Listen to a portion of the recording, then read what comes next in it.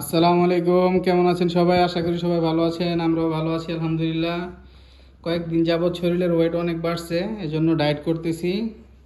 128 KG থেকে শুরু করছি ডায়েট করা। এখন ভাত খাওয়া বাদ দিছি, 7টা রোজা করতেছি। এটা হচ্ছে রোজার ডায়েট চার্ট ইফতার।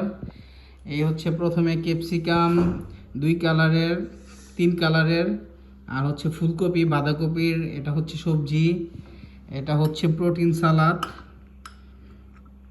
বাদাম আছে, শসা আছে, ছোলা আছে, ক্যাপসিকাম আছে, বাঁধাকপি আছে। এটা হচ্ছে মাছ বারবিকিউ করা, এটা হচ্ছে ঘিয়ে ভাজা ইলিশ মাছ, এটা হচ্ছে ঘিয়ে ভাজা রসুন, এটা হচ্ছে বয়েল করা লাল শাক, আর ঘিয়ে ভাজা 2টা ডিম পোস, আর এই হচ্ছে চিয়া সিডের পানি, চিয়া সিড ভিজানো, আর এই হচ্ছে লেবু পানি। এই হচ্ছে আজকে সন্ধ্যার ইফতার। তো আর রাতে কোনো খানা হবে না, এই ইফতারই হবে আমার একমাত্র খানা। তো আশা করি ভালো থাকবেন সবাই, দোয়া করবেন। আসসালামু আলাইকুম।